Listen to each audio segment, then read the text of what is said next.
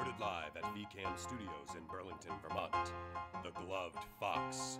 In tonight's episode, Wrath of the Wraith. Performed by the BTV Radio Players. Starring Amy Mills as Gracie Grant, the Gloved Fox. And Bastien Gadois as Kent Garuda and the Wraith. Also starring John Donahue as Benjamin Wolfe and mechanical engineer Fergus McMillan. Kristen Silverman as Cora Hastings Wolfe and Lucy Bentley. John Van Luling as Valentine and Eugene Lloyd. And Rebecca Reel as Vera Blake and Minerva Merriweather.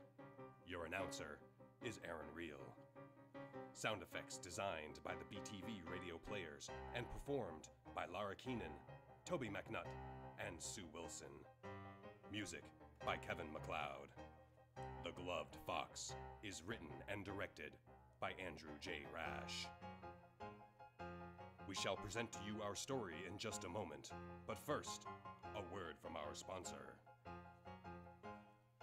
This program brought to you today by Lily Llama's Wraparound Cloaks for those chilly autumn days. Those cool spring mornings. Those frigid winter weekends. Get yourself a Lily Llama wraparound cloak. It will warm you up on any occasion. Wear them around the house to keep the chills away. Throw them on at work in your unheated cubicle.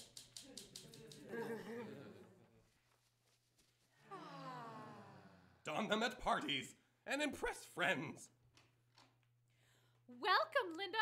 Oh, what a lovely cloak. Thank you. It's Lily Llama. And Lily Llama cloaks are good for men, too. Now in plaid and hunter orange. Bang! Nice shot, Bill. Hey, thanks. And nice cloak, too. Is it warm? Yeah, it's llama. Now Lily Llama's wraparound cloaks. Good for any occasion. And now, our featured program.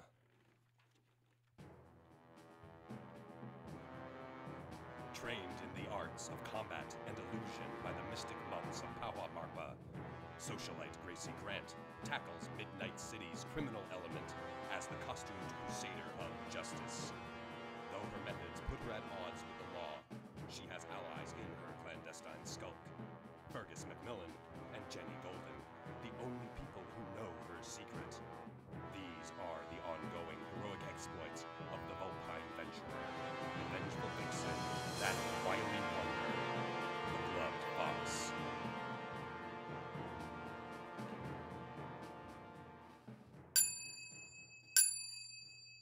Join us now in the bedroom of the stately apartment of chemical magnate Benjamin Wolfe and his wife, Cora Hastings Wolfe.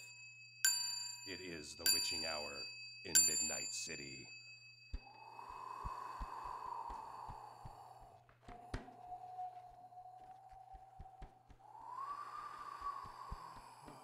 Cora, dear, did you leave a window open downstairs?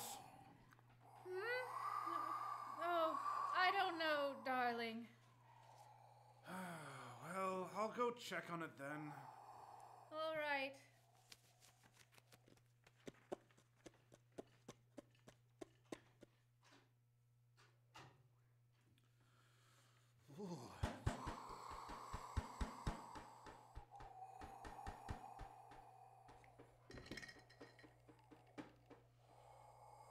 Oh, it's practically winter.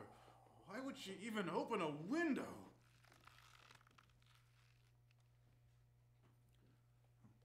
Cora? Is that you?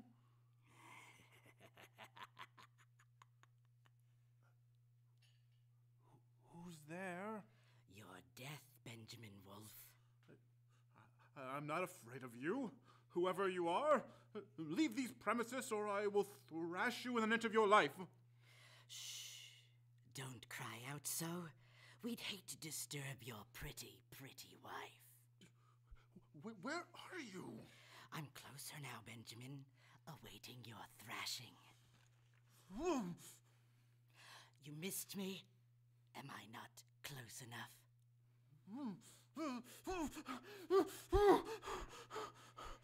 How about now? Why can't I see you? Shh. It's because I'm nothing but a bad dream. Time for you to wake up. No, the stairs! Ah!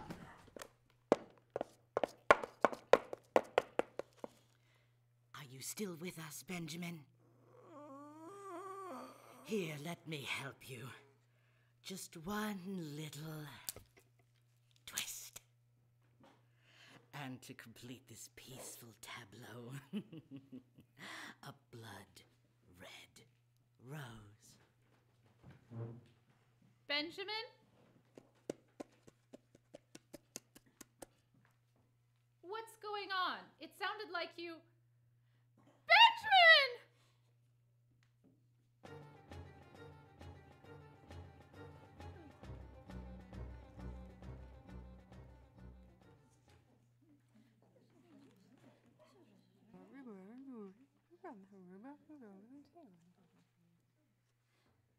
I'm surprised she's even coming, the poor thing. It's only been a couple of weeks since her husband passed away. And so sudden. I can't imagine how she must feel. Oh, hello, Gracie. Lucy, Vera, you ladies are looking lovely this evening. Vice is a powerful beauty product, darling. Has Cora arrived yet? Your cloak, Miss Grant? Thank you. Haven't seen her. Do you suppose she'll go back to Eugene? Eugene Lloyd. Now there's a name I haven't heard in ages. Please be careful with that. It's a lily llama. Sorry, Miss Grant. Do you suppose Benjamin ever knew? Cora swore he didn't. Or maybe it was just wishful thinking. Ladies, please. Cora is our friend. Show some respect. The world doesn't end just because someone dies, Gracie. In fact, there Cora is now. Good for her, soldiering on like that. A C note says she calls Eugene today, if she hasn't already. Excuse me, I'm going to go say hello. Can I get you a drink, Miss Wolf? Perhaps just a glass of ice water. As you wish. Cora, it's good to see you. Thank you, Gracie. How's business? Business is business. How are you doing? As well as can be expected, I suppose. Thank you, Mr. Garuda. You are very welcome. The wreath you sent was lovely, Gracie. The flowers you grew yourself, didn't you? I still know my way around a greenhouse. I'd forgotten your knack for horticulture. When we were in college, I was certain that even with your parents' money, you would become a florist. I continue to dabble despite my many responsibilities, especially as... The Gloved Fox! What? I had Valentine design this outfit with our wily wonder in mind as an inspiration. What do you think, ladies? I think if Minerva Merriweather had any more of a flair for the dramatic, I'd have had a heart attack just now. Me too. It's certainly striking, Minerva. I like the gloves. Why, thank you, dear sweet Cora. I am especially happy to see you in attendance this evening. As chair of the Women's Association of Midnight City, it is my duty to set a fashionable example for our circle to follow. It is with a heavy burden to bear sometimes, but at least I look good while doing it, Valentine. Be a dear and coordinate with Mr. Garuda to serve the fox-themed hors d'oeuvres to our guests. Я хочу тебе постивать на краспе губи. Yes, fine. Good evening, Minerva. I see you're quite taken with Midnight's newest celebrity. And why not? He adds an element of excitement that the city has not seen in quite a while. Who is he? Where does he come from? His very existence is intoxicating. What compels someone to dress up like a wild dog and kick street thugs in the face? I'm sure I do not know. Mark my words, Gracie Grant. We are standing at the edge of a new paradigm shift, at the precipice of a dynamic new era. Soon, nothing will ever be the same. Big things are coming to Midnight City. Terrible, awesome things. And we have the gloved fox to thank for that. Try the rabbit strudel. It's divine.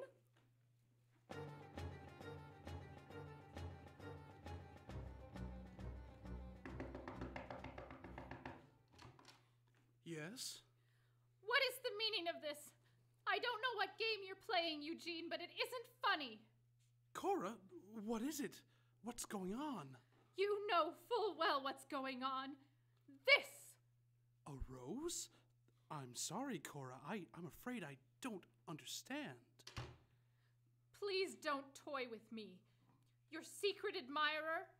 This is the same rose I found on Benjamin when he... Oh, Cora.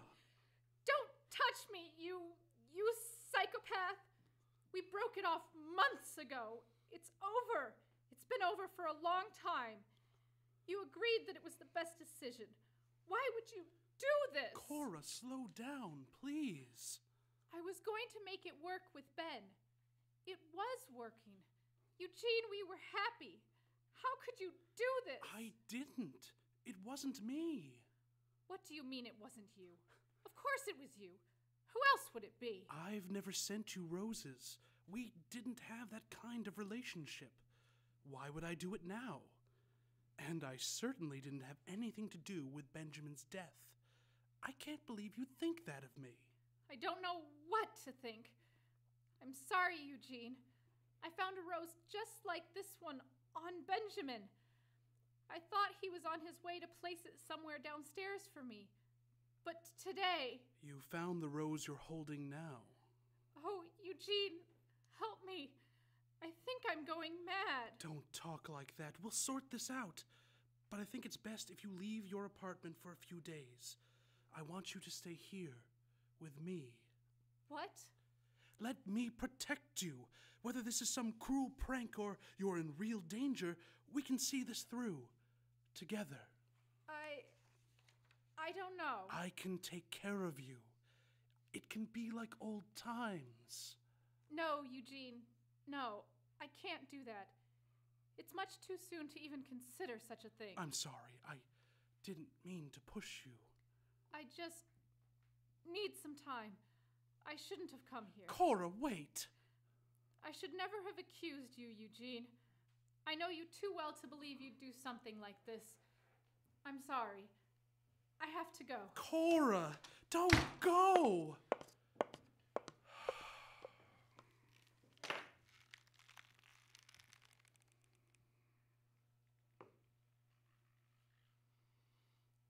Alone, together, above the world. What is that? Quite high above the world, too. Eugene, did Cora fall in love with the view? Such a big window. What's going on? Who is this? I'm the ghost of relationships yet to come. And I'm afraid your future with Cora doesn't look very good. You're the one who's been terrorizing her. All right, this ends now. This is based purely on speculation, but I imagine she prefers her lovers alive, Eugene. If that's your idea of a threat, you'll have to come out of hiding to follow through with it. Coward! Oh, I am out of hiding now. You won't intimidate me, intruder. Come on, I'm ready for you. Brandishing your fireplace poker against me? You must not be very confident in your athletic ability. You can either taunt me from the shadows or face me, man to man. I choose both. Ah! I am the shadows, you impotent milquetoast. What could such a perfect specimen of womanhood as Cora see in an ineffectual half-man like you? You didn't even pose a decent challenge to that preening old warthog she called a husband. Get off! Where are you? Lucky shot. But it's nice to see some fire in the belly. We should work on stoking that fire, Eugene. How about with the poker? Oh. Oh, dear. Maybe I stoked you too hard. Oh. That'll leave a manly scar, Eugene, don't worry. And if you liked that, you'll love this. Well, wait. No. Stop. You see, Cora deserves to be with someone strong enough to defend her from villains like me. You, my friend, don't exactly cut the mustard, which is why you belong with the rest of the refuse on the street below.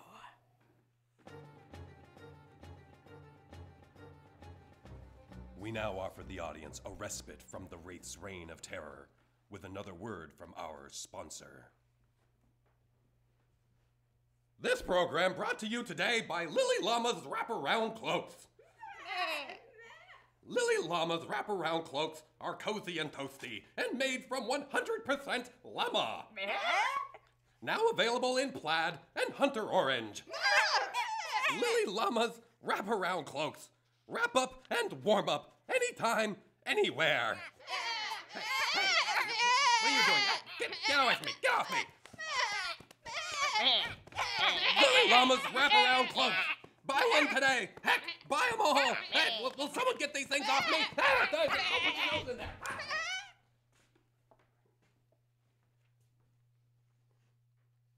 And now, back to our program.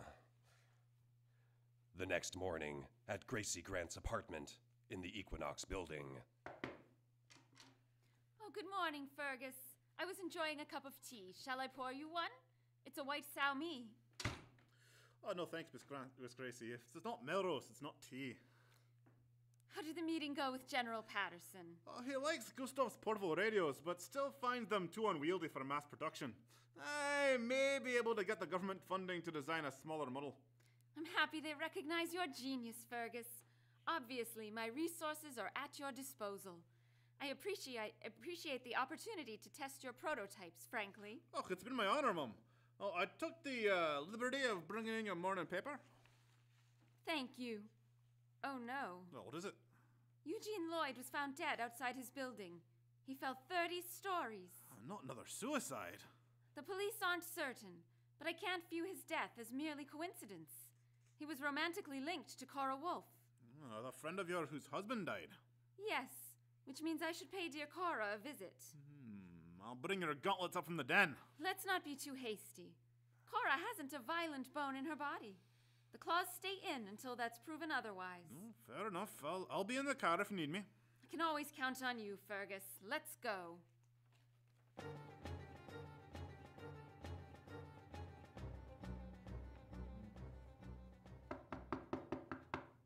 Cora, it's Gracie. Please let me in. I came as soon as I heard. Oh, Gracie. I'm so very sorry. I don't know what to do. I'm afraid, Gracie. Shh, it's all right, darling. I'm here to help. It's the roses. These terrible, terrible roses. Roses? What roses? Here. I found it this morning at the foot of my bed, shortly before I learned about Eugene. It came with a note that read, "Now we can be together." A single red rose. Perfectly cultivated. I've never seen its equal. This is the third one. I threw the others away. The first I found on Benjamin. The second yesterday in the foyer. Each time he must have been in the apartment. 2 people are dead, Gracie. Men I loved. I fear he'll come for me next. Have you called the police? I've been too frightened to move. I didn't even want to answer the door. Yesterday I thought Eugene was responsible. I hoped he'd stop if I confronted him. But it wasn't him. It wasn't even like him. And now he's dead, just like Benjamin. This isn't your fault, Cora. Someone's developed a dangerous obsession. I'd like you to pack a few days' worth of clothes. You're going to stay in one of my guest rooms until this passes. We'll inform the police of the note and the roses before we leave. All right, Gracie. Thank you. I'll get my things. And please hurry. May I make a call while I wait? Certainly.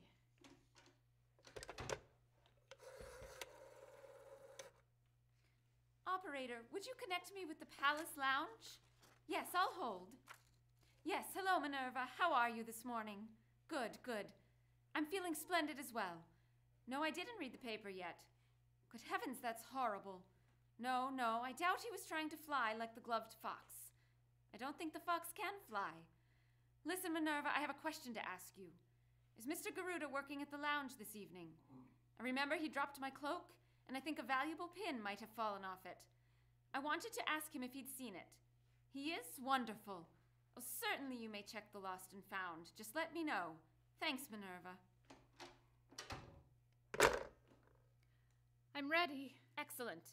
Now before we call the police, Cora, I need you to do one thing for me. You cannot ask me why now or ever. Do you understand? Yes. Good. Please call the Palace Lounge and make a reservation. That evening. No problem, Bobby. Tell Ms. Merriweather I've taken care of everything. Yes, Cora, Ms. Wolf, has reserved a private room. 1 table, 1 chair. Pheasant under glass, for 1. Punch a la Romaine. Bottle of the 1930 Chateau Dominique, 1 glass. Low lighting. All the preparations have been made. Don't worry, I'll make sure she's well taken care of. Otherwise, it's a slow evening. All right, good night to you, too. You pompous jackass. Together, the blinding rain, the starless night, we're not in vain.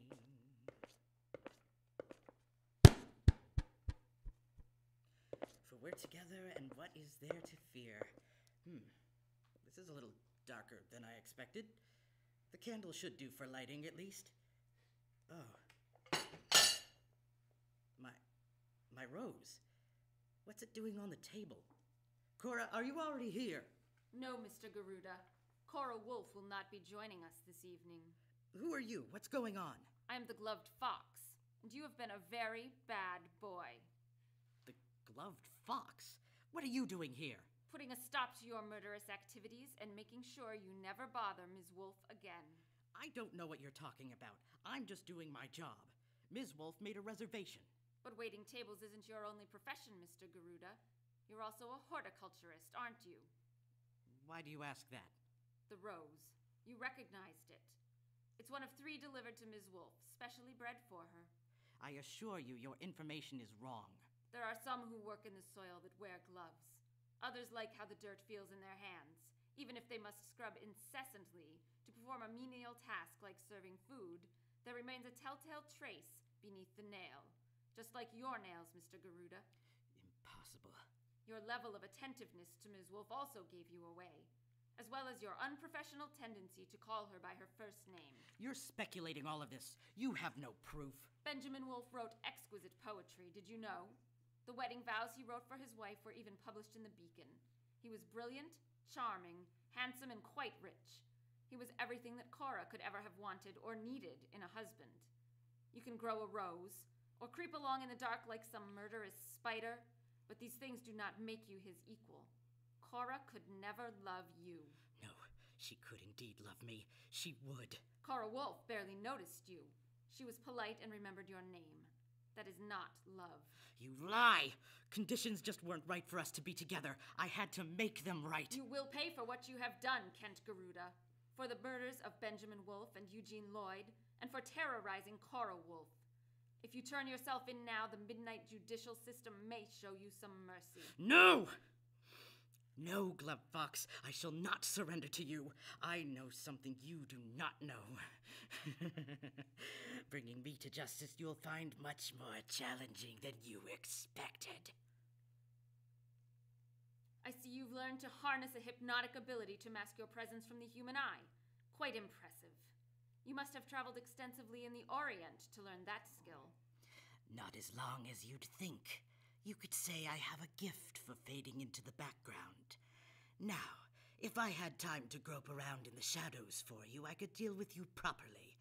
But I must bid you adieu. Oh, you'll find me much better prepared than you expected, Mr. Garuda. All possible exits from this room have been locked or barred by my assistant. You won't escape that easily. Call me the Wraith. You have made a grave mistake trapping yourself in here with me. My eyes will adjust to the darkness and find you. Then I will take great pleasure in killing you. You'll have to be lighter of foot than that, Wraith. There you are. Say good night, gloved fox. I'm blind! That's a miniature flashlight built into my belt buckle. Now you cannot see me either. And I doubt you've studied blind fighting with the mystic monks. Ah!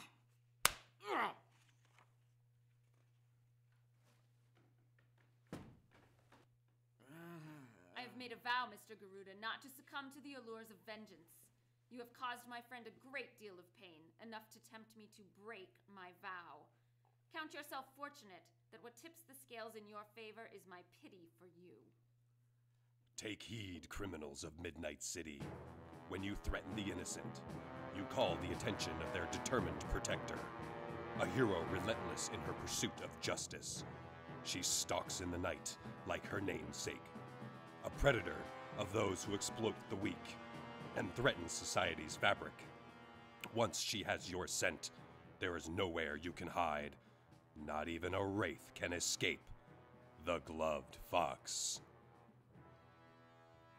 Music appearing in this program: Villainous Treachery, copyright 2010, Vortex.